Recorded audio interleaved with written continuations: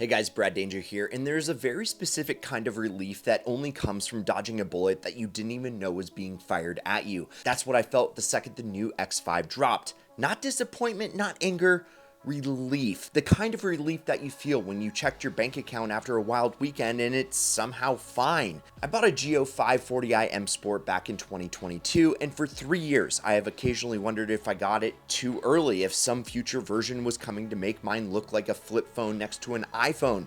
Then BMW answered that question for me, permanently, with a face that looks like a beaver that lost a bar fight. I want to be clear, I went into this reveal rooting for him. I mean, the G05 is not the perfect vehicle. Nothing is, but it is a confident car, a car that knows what it's supposed to look like and doesn't apologize for it. So I sat down at the unveiling, ready to be a little bit jealous, ready to feel that familiar pang of, man, I wish I'd waited. Instead, I felt the automotive equivalent of watching someone almost get on a flight that later gets canceled. There's a strange comfort in watching a brand that you love make a decision so confusing that it retroactively validates everything you already own. I didn't have to wait for the reviews, I didn't have to wait for the test drives, I just had to look at one photo and the math did itself. This is a story of a company that takes a design so beloved it basically prints money, and deciding the real move was to staple a Twitter logo to its forehead. Like, subscribe so we can hit 2 mil by the end of the year, and let's go. Hey guys, real quick, the giveaway for the Shelby and Supra and the $100,000 has ended, and well, the winners are being picked right now, but we're coming back bigger and badder and better. So click the link in the pinned first comment, because like Rocky, who won the GTR, like Greg, who won the 100K, you can sign up to be notified and get 100 free entries once it goes live. So click the link down below, go put in your email, and I can't wait to show you what we have cooking. All right,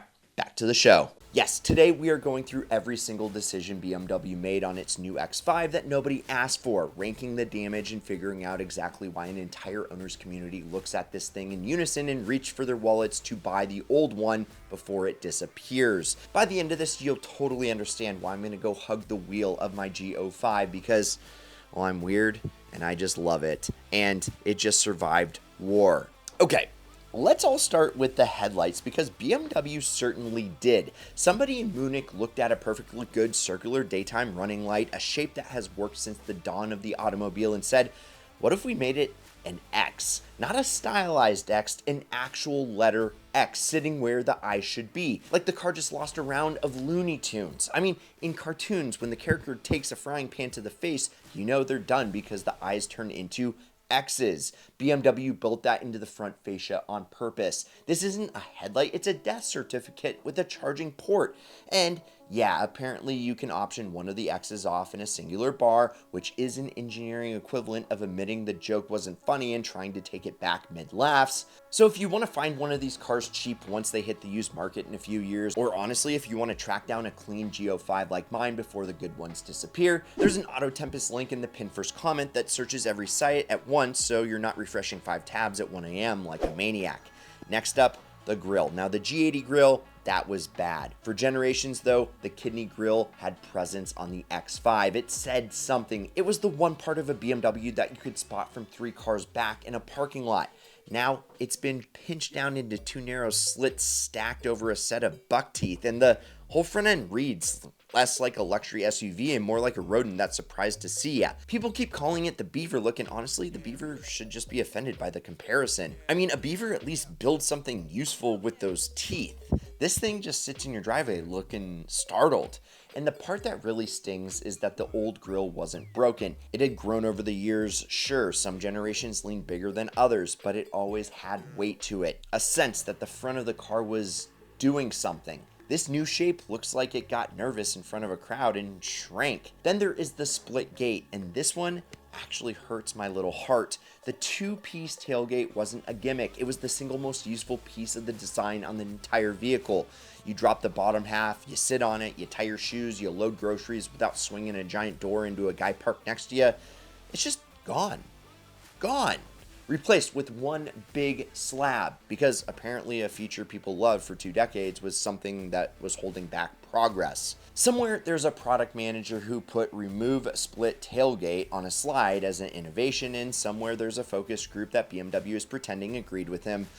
and that is not great, brother. Now, the door handles got the same treatment. They've gone with these flush winglet style handles that look sleek in a press photo and absolutely useless the first time you're standing there with grocery bags in both hands trying to figure out which part of the door actually pops open. Cars with flush handles have a long, proud history of freezing shut in the winter, and BMW just signed up the X5 for that club voluntarily. The interior, well, it didn't escape either. They bolted on a second screen for the passenger like it's a kiosk at a DMV, ditched the physical climate controls in favor for touch panels you have to stab at while driving, and gave us a steering wheel so sculpted and overwrought it looks like it's compensating for something. Buttons used to mean that you could operate your car without taking your eyes off of the road. Now you're navigating a tablet at 70 miles an hour hoping you hit seat heat and not eject, and the dashboard itself has been stretched into the windshield wide display strip, which sounds futuristic until you realize that your eyes now have to travel further to find the actual speed than they did when you were looking at an analog dial back in 1995.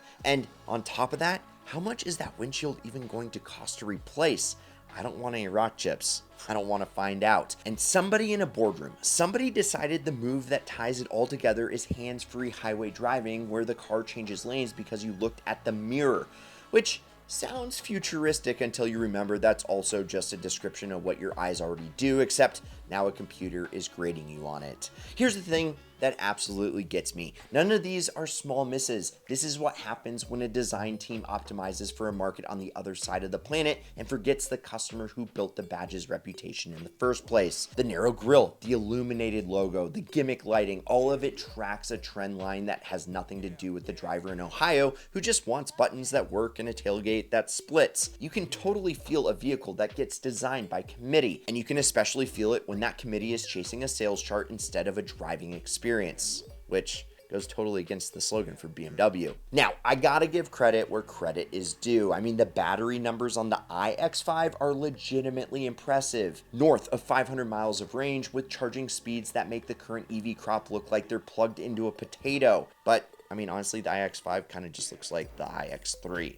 if you're asking me. Now, if BMW had put that powertrain into the current body, the one that I have right now, we wouldn't even be having this conversation. The engineering team clearly did their job. Somebody just let the design team anywhere near the final product, and somebody else apparently told them no notes. Now, after a few days of research, there's a lesson buried under all the buck teeth and the dead pixel headlights, and it's this.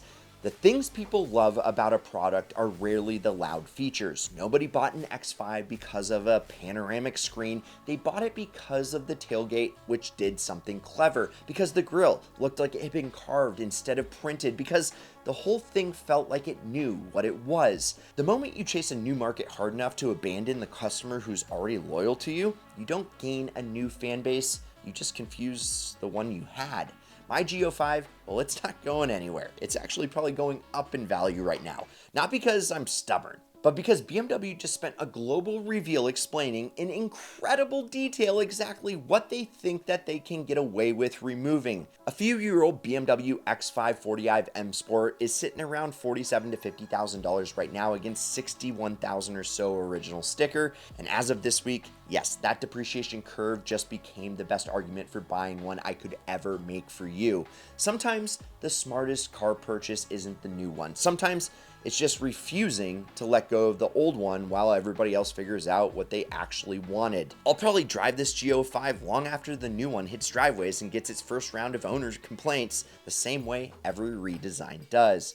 And I'll probably feel the same way I felt right now, which is grateful, genuinely grateful that I made the decision before the buck teeth showed up. There's a version of car ownership where you're always chasing the next thing, always wondering if you're one model year behind. Then there's this, sitting there watching the chase happen to somebody else. So let me know your thoughts. Did BMW kill it, or did they absolutely kill the X5? Let me know in the comments down below. Who's driving a G05? Well, I want to know. The B58 is the best motor ever made. At least I think so. So I want to see you guys in the comments alive. Like, subscribe. Let's hit 2 million subs by the end of this year. Check out some of these Ideal vids. I'm Brad Danger. This is Ideal, and promise me one thing. Keep living the Ideal lifestyle.